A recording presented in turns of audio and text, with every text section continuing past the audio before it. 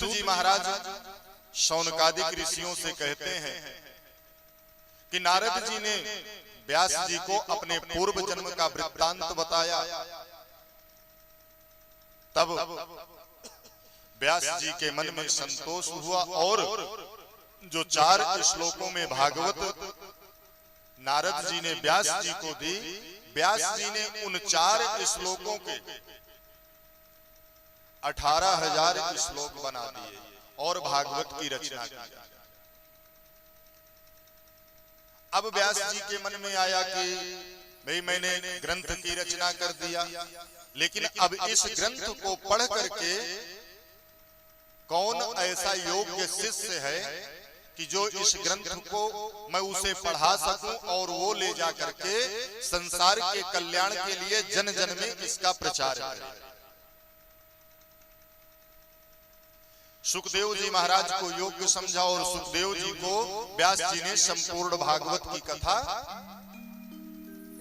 पढ़ा दिया। और वही सुखदेव जी महाराज इस भागवत की कथा को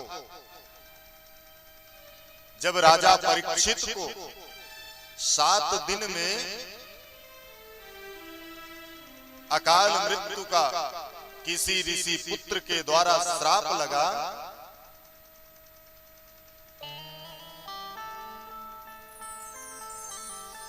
राजा परीक्षित से अपराध हो गया धोखे से और किसी महात्मा ने श्राप दे दिया।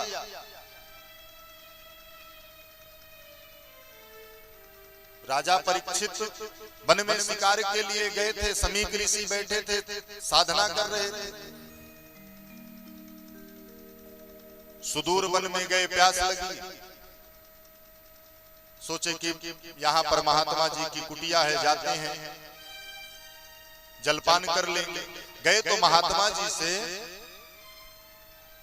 जल के लिए राजा परीक्षित ने आग्रह किया, परंतु महात्मा जी तो समाधिस्थ हैं।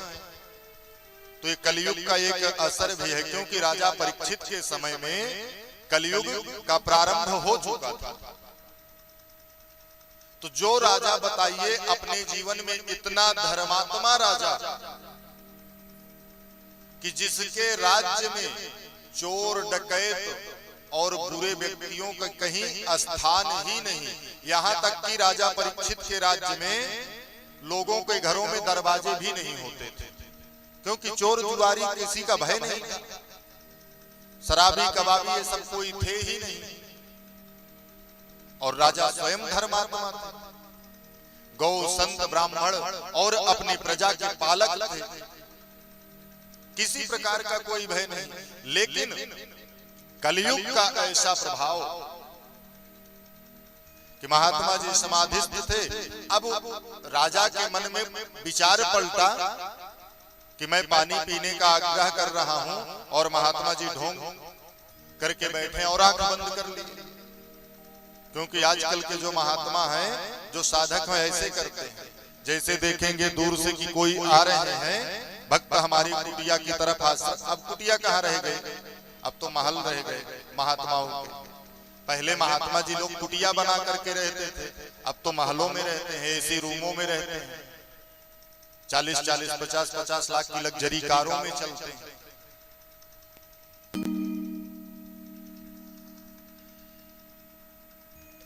और स्थिति ये है कि जब देखेंगे हाँ कोई भक्त आ रहे हैं, तुरंत बैठ जाएंगे आंख बंद करके, हाँ महाराज जी तो साधना में बैठे हैं। और 2-4 चेला भी आजकल मिल जाते हैं, पाले रहते हैं।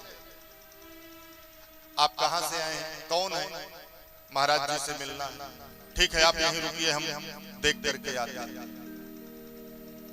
मतलब ये स्थितियां। और पहले ये सब नहीं था, महात्माओं से मिलना होता था, उनके आश्रम गए, उनकी कुटिया गए, डायरेक्ट मिले और चले। राजा के मन में कहीं ना कहीं कलयुग का प्रभाव आ गया।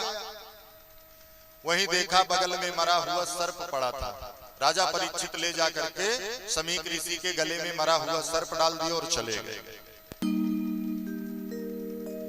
समीक ऋषि को कुछ पता नहीं, महात्मा जी तो समाधि में बैठे हैं, साधना कर रहे हैं। अब जब उनके पुत्र श्रृंगी ऋषि आए, उन्होंने देखा कि पिताजी के गले में ये मरा हुआ सर्प ध्यान लगा करके देखा तो उन्होंने हाथ में जल लिया और श्राप दे दिया राजा परीक्षित को कि जिसने भी मेरे पिता के गले में मरा हुआ सर्प डाला है, मैं उसे श्राप देता हूं कि आज के 7वें दिन इसी सर्प के काटने से उसकी अकाल मृत्यु हो जाए।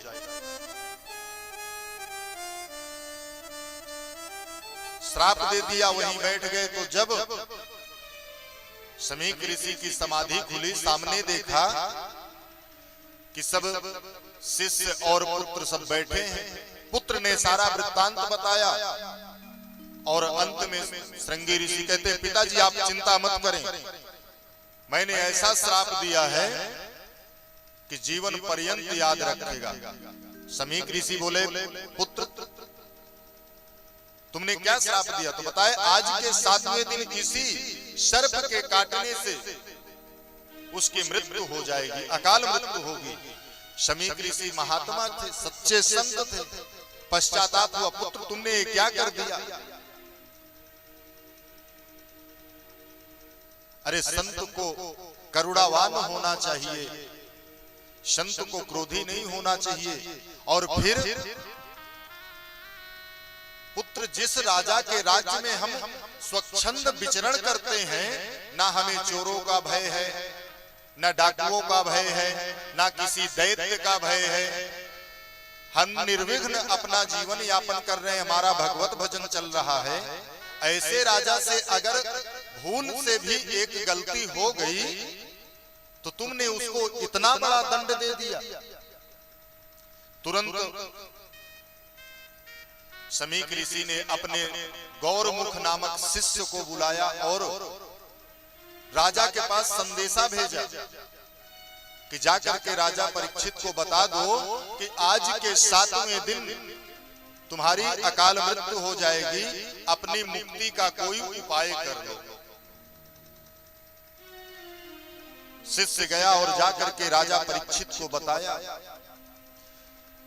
राजा परीक्षित ने उस ऋषि शिष्य को बहुत सा धन दिया उपहार में और जाकर के प्रसन्नता से पत्नी से कहते हैं कि देवी सुनो, मैं दावे के साथ कहता हूं कि 7 दिन के पहले मेरी मृत्यु नहीं हो सकती।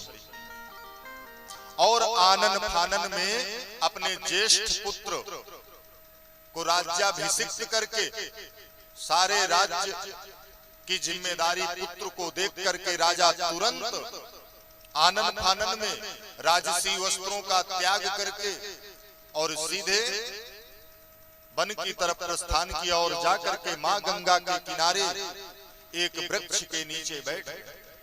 और इधर राजा परीक्षित के श्राप की बात हवा की तरह समाज में ऐसे फैली कि जिस ऋषि मुनि महात्मा ने सुनी वो सब राजा परीक्षित की तरफ दौड़ पड़े। अरे कैसा अनर्थ हो गया। सारे ऋषि महात्मा गंगा जी के किनारे एकत्रित हुए, परंतु कोई भी इस निष्कर्ष तक नहीं पहुंच पाए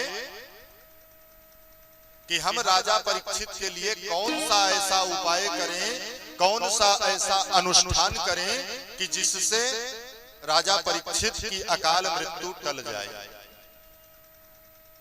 सब महात्मा बैठे आपस में बात कर रहे थे। सभी बड़े बड़े ऋषि मुनि महात्मा बैठे। उसी समय सुखदेव जी महाराज समाधि में बैठे थे। उनकी समाधि खुली और उनका मन कह रहा है कि चलो राजा परीक्षित के पास, चलो राजा परीक्षित के पास। और सुखदेव जी महाराज, उनका जीवन ऐसा है, ऐसा बीतराग संत जो संसार से कोई मतलब नहीं रखता। नियम उनका इतना पक्का है कि 5 घर भिक्षा के लिए जाते हैं और एक दरवाजे पर जितना एक गाय के दूहने पर समय लगता है उतना समय देते हैं। अगर उतने समय में उनको भिक्षा मिल गई तो ठीक है, नहीं आगे घर में बढ़ गए। और 5 घर में उनको भिक्षा मिली तो ठीक, नहीं मिली तो वापस वन में चले जाते। 6वें घर में भिक्षा लेने के लिए भी नहीं जाना,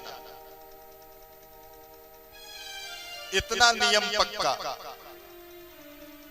अब जब उनकी समाधि खुली, उनका मन कह रहा है चलो राजा परीक्षित के पास, और जैसे ही राजा परीक्षित की उस सभा में बड़े बड़े ऋषि मुनि महात्मा अमलात्मा सब बैठे हैं, परंतु कोई भी निष्कर्ष नहीं निकाल पा रहा कि राजा परीक्षित को मुक्ति कैसे प्रदान की जाए, कैसे इनको अकाल मृत्यु से बचाया जाए। परंतु जैसे ही उस सभा में बैठे हुए महात्माओं ने देखा कि सुखदेव जी महाराज आ रहे हैं, कि तत्रा भवत् भगवान व्यास पुत्रो यदीक्षया गामटमानो नपेक्षः अलक्षलिंगो निजलाभतुष्टो मृतश्च बालैर्वधूतभेषः। उसी समय जब सुखदेव जी महाराज को आते हुए महात्माओं ने देखा, तुरंत प्रसन्न हो गए और सब आपस में कहने लगे। राजा परीक्षित से कहते हैं, राजन अब आप चिंता मत करो, अब हमें समस्या का समाधान मिल गया। सुखदेव जी महाराज जैसे ही उनकी सभा में पधारे, सभी संत महात्मा, यहाँ तक कि सुखदेव जी के पिता व्यास जी, उनके पिता पाराशर जी, सब वहां पर विराजमान, सब खड़े होकर के सुखदेव जी महाराज का आदर किया। बोले सुखदेव जी महाराज की जय हो। और जैसे ही सुखदेव जी महाराज पहुंचे, महात्माओं ने तुरंत राजा परीक्षित को इशारा किया। राजा उठे, तुरंत प्रणाम किए, स्वागत करने लगे। तो महात्माओं ने इशारा किया कि ज्यादा स्वागत सत्कार मत करो, नहीं बाबा चला जाएगा,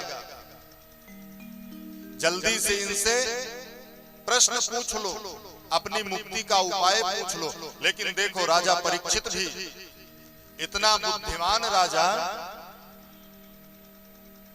कि सुखदेव जी महाराज बैठे, उनको प्रणाम किए और प्रश्न करते हैं, महाराज मैं आपसे कुछ पूछना चाहता हूं।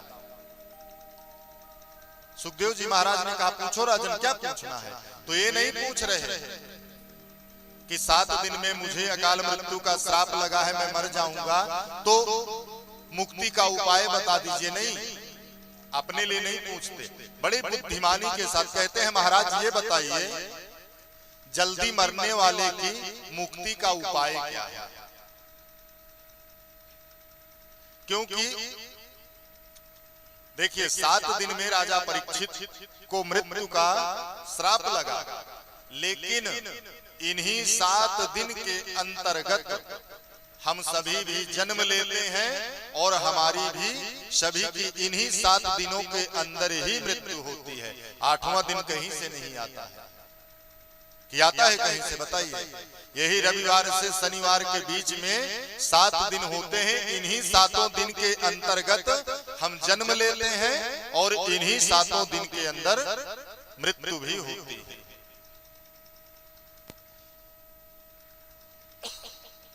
राजा परीक्षित ने प्रश्न किया, महाराज आप इतना बता दीजिए कि जल्दी मरने वाले की मुक्ति का उपाय क्या है। राजा परीक्षित के प्रश्न को सुन करके सुखदेव जी महाराज अत्यंत गदगद हुए और राजा परीक्षित से कहते हैं, राजा जल्दी मरने वाले व्यक्ति की मुक्ति का तो बस एक ही उपाय है कि श्वास श्वास पर कृष्ण भजी, वृथा श्वास जनिखो, ना जाने या श्वास की आवन हो या न हो। सुखदेव जी महाराज राजा परीक्षित से कहते हैं, राजन जल्दी मरने वाले को बस एक ही काम करना चाहिए कि प्रत्येक श्वास में, ये जो हम श्वास ले रहे हैं, पता नहीं कि ये जो श्वास हमारे शरीर से निकला दोबारा श्वास वापस आएगा भी कि नहीं, हमें पता नहीं है। इसलिए प्रत्येक श्वास में हमें परमात्मा के नाम का स्मरण करना है, नाम को लेना है। और एक बात बताऊं, बाकी किसी चीज में भी पैसा लगेगा। मंदिर जाओगे, तीर्थ यात्रा में जाओगे, माघ का महीना चल रहा, प्रयागराज गंगा स्नान के लिए जाओगे तो पॉकेट में पैसे का होना आवश्यक है, परंतु भगवान के नाम लेने में किसी भी प्रकार का पैसा नहीं लगता है।